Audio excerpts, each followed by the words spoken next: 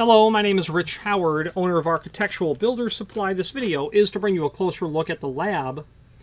Part number, well, it says right here, 451-2. That's a master pin for Yale, a number 2 increment, or a number 2 master pin is what it is.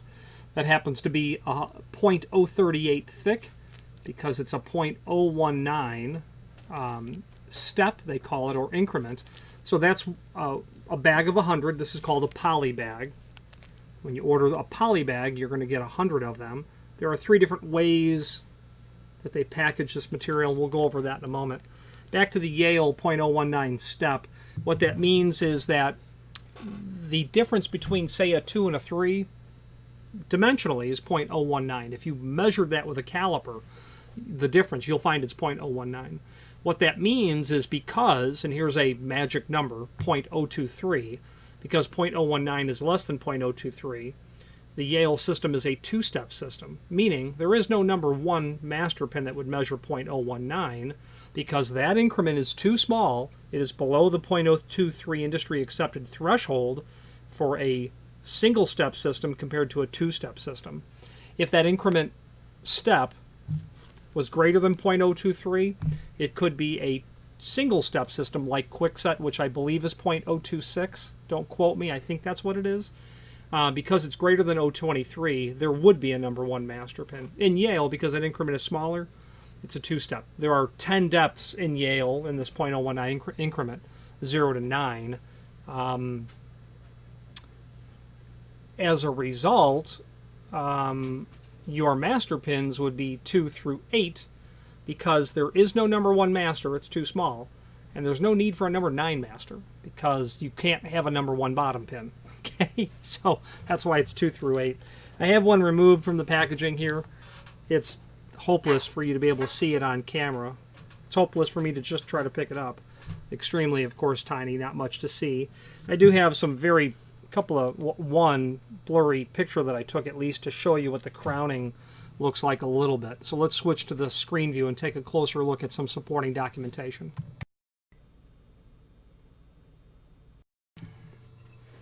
Here is the item that we are looking at. Not much to see here, but here are those images that I promised. 451-2, that's your pack of 100, and that's as good as I can do for what I've got going here. You can see the slight profile around the circumference, that flattened off edge. That's going to be symmetrical on either side naturally. There is a link here below this video to the manufacturer's page where you can pull up not only all of the lab products that we sell by means of this horizontal navigation, but also a link to the manufacturer's website, as well as a link to their full product catalog. Let's click on that now and take a look. Now we can take a look at the manufacturer's page as seen here, and then we'll open up the 2017 or the most current product catalog. By the time you're seeing it, who knows, it could be a 2030 product catalog. Now in the table of contents that they have here, original lock manufacturers, original pins, pages 8 and 9. That's what we want. That's original lock manufacturers kits. We're not looking at the kits, just of course the pins. And what we'll do is let's slide over to page 8 and 9. Okay, so here we go. It's the top of page 8. And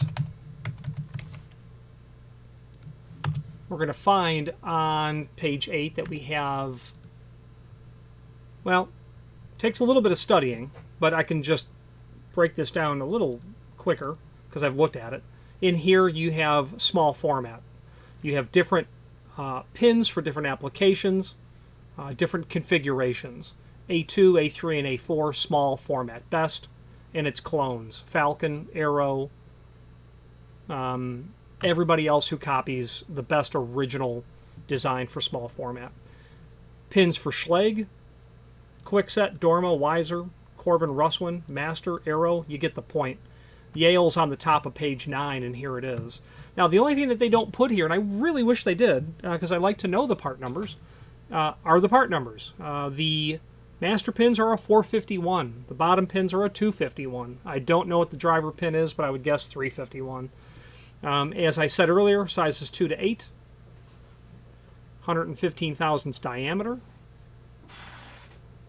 If you're going to order these in light of not having the part number, simply indicate lab original manufacturer's pin for Yale, master, driver, or bottom, and then the size. Okay. There are 10 sizes here, there are 7 sizes here, and then there are 3 driver pins. The driver pins are different lengths because you need to have a fairly uniform pin stack total in each chamber. You don't want to have a 9 bottom pin and then use the longest driver pin, or the .230, because you're really going to hyper compress that spring that's there, and that's not the way that Yale originally engineered that. I don't know when you use one over the other. I would have to investigate that, but based on my experience, it's probably 0 through 4 would use the long driver pin. 0 through 3, I would say the long one. 4, 5, and 6, 190, 7, 8, and 9, probably the 152 would be my guess. The balance of page 9, just a continuation of page 8, other manufacturers' bottom pins. You can see that you have spool pins here, which do certainly increase the amount of time it takes to shim a cylinder open or to pick it. I can't speak as an expert on the latter of those two methods, but I do understand it takes longer. Serrated pins also make shimming a cylinder. What I was saying about serrated pins was that they do increase the amount of time it takes to shim a cylinder open. I can speak firsthand to that. Doesn't by no means render it impossible, just takes a little bit longer in my experience. You will see these serrated pins in master padlocks or American Master. I think they're under the same banner. I'll see those in, yeah, they're a smaller pin. I'll see those in those padlocks when I've not necessarily rekeyed them, but have taken the cylinders apart to study them. I've seen all serrated pins in those cylinders. As we continue to scroll through, now we're going to look at the pinning kits, the entire kits. The most common is probably the Wedge Pro. In my experience, I've owned several of these.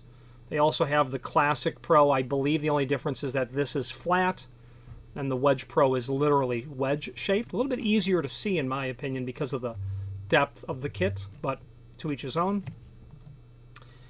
Color coding, I think people who pin locks will like those, because if you're not sure what pin you took out but you knew it was a 5, okay, you knew that you were pinning a Schlage original and it was a 5. You'll know just by the color coding of where, it'll help you identify what it is. Or if you have an unknown pin in your hand and you can kind of read it by eye and then it's color coded, you'll have an idea of where in the kit it goes. The downside of it being color coded is, to the educated observer, someone could look at a pin like I just said and sight read it. So if I'm looking at the broaching of a cylinder and I can see a red pin there and I have an idea of being able to sight read the pin, I might make a very educated guess as to what that first cut is, and so on as you go down the cylinder. So it is patently understood and written in industry documents when it comes to locksmithing that color coding pins is considered a disadvantage for security. Okay, scrolling through just more kits, more of the same manufacturer-specific kits. I'm sure I've slid past some of them already. Maybe I haven't. Corbin Russwin, Lab brand for A2, small format. Smaller versions, Kwikset, Schlage, Sargent, Weiser, etc. Small format in a wood case. The BWI 108 is a good kit if you're pinning Falcon. That works really well. They have, well, actually, that might be best. Let's take a look at the 108B, what spring that's for. Yeah, so the 108B P1, just vial polybag, that would be intended for best.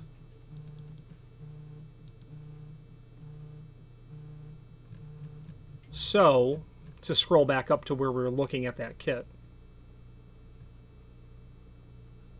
Universal, so it'll have best style springs in it. Well, 108F in short, that might be Falcon. Okay, very good. So they've got some Falcon and best springs in there. I can assure you that they are not interchangeable. I have, not to say that I've tried, but I have used a best spring in a Falcon core, and it does not work. It's not to be interchanged. So that's a nice kit in the sense that you get those different springs. The BWB, the BWF, best and Falcon. The only downside of this kit, and I think I own 2 of them, is that they're small in terms of the quantity that you can hold in the kit itself. If you're doing a job of 10 cylinders, you're probably going to not run out of pins. But if you're doing a job of 30, you're not going to have enough right out of this kit. It's very likely that you won't. Well, I mean, let's just look at it this way. They don't say here how many slide covers or pins come with these, but let's just imagine it's 100.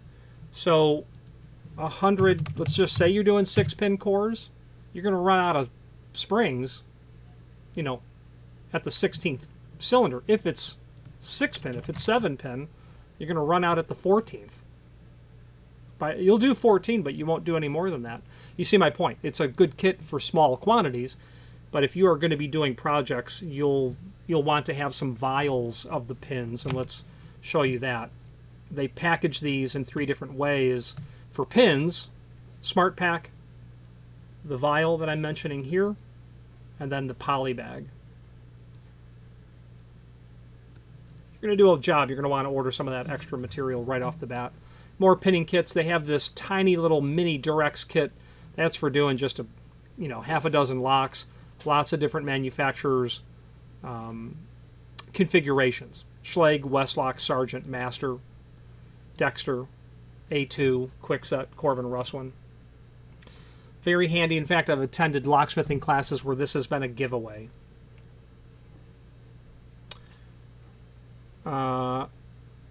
Tools for locksmiths, plug followers, picks, things of that nature.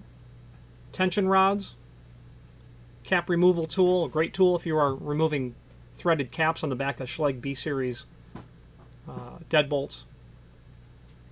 Key gauges are really helpful when you're just trying to duplicate a key and you have one in your hand, or where I really use it most effectively is I'm cutting a key and then I wonder, oh gosh, did I just cut that wrong?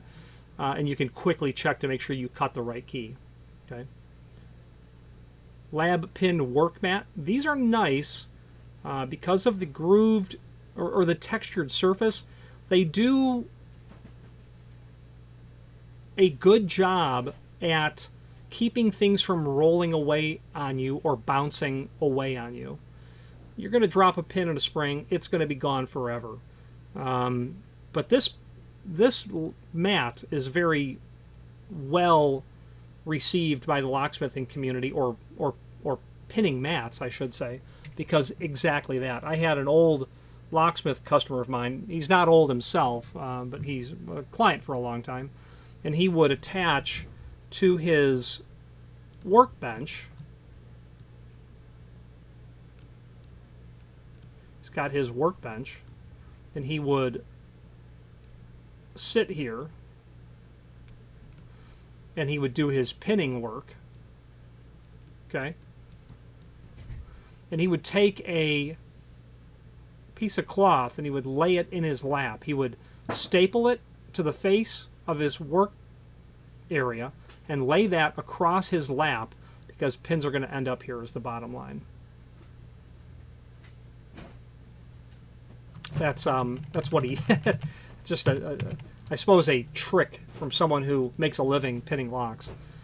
And then wrapping up this catalog, just some more locksmithing tools and further discussion about the pins. Let's wrap up this video on camera.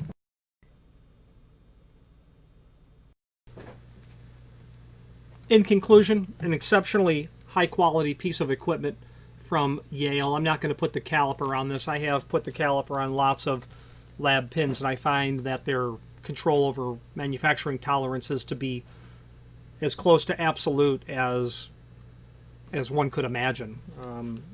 My caliper that goes to, a 1,000th of an inch is not accurate of a tool enough to tell me what their plus or minus is. I believe it's 5/10,000ths of an inch, something in that range.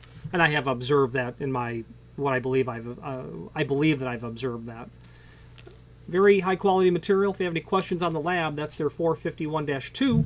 It's a number 2 master pin, or any other lab product, please feel free to reach out to us. And thank you.